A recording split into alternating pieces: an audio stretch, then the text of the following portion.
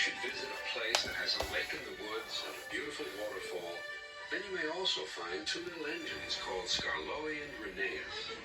The engines know everybody, and everybody knows them. There are two more engines, Sir Handel and Peter Sam. They used to be called Stuart and Falcon, but they like their new names better.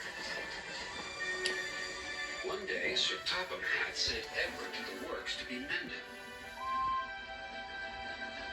A big surprise awaited Edward. It's Skarloey. What's he doing here? Skarloey was pleased to see Edward. I've been sent here for a rest, he sighed. I was put in this shed so that I could see everything and not be lonely. But I do miss Reneus. He's going to be mended. I wish I could be mended too and pull coaches again.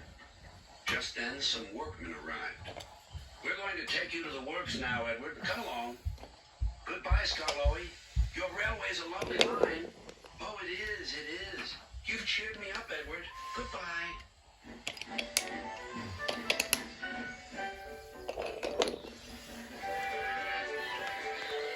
Meanwhile, Sir Handel was having trouble with some coaches. He tried to be kind, but the coaches didn't trust him. They were awkward and rude. There was worse to come. Some careless sheep had strayed onto the line. He's bumped us, screamed the coaches. Let's get back at him. They surged into Sir Handel and pushed him off the rails. No one was hurt, but Sir Handel limped sadly to the shed.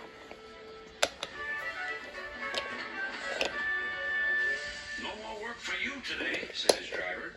How are we going to pull the visitor's train without an engine? What about me, sir? Skarloey, can you do it? I'll try, said the old engine.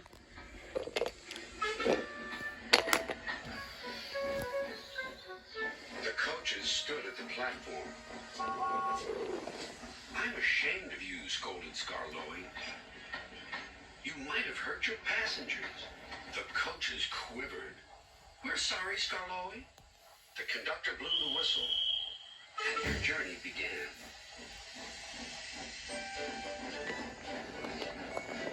Skarloey remembered all the gates and stiles where he had to stop. The sun shone, the rails were dry. This is lovely, sang Skarloey.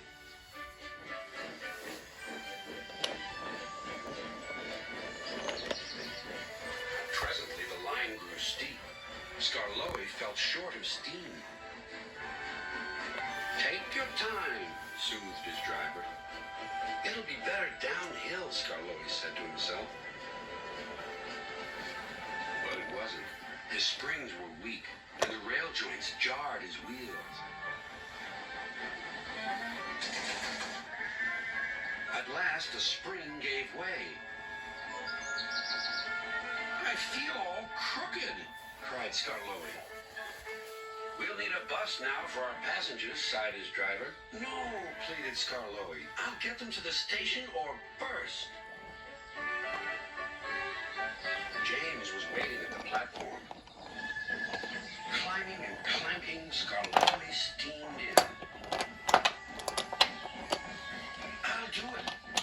I'll do it. I've done it. James collected his passengers and respectfully puffed away.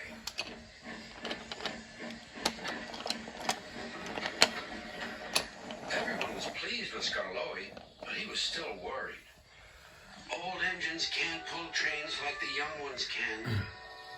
They can if they're mended, Old Faithful, smiled his driver. And that's what's going to happen to you. You deserve it.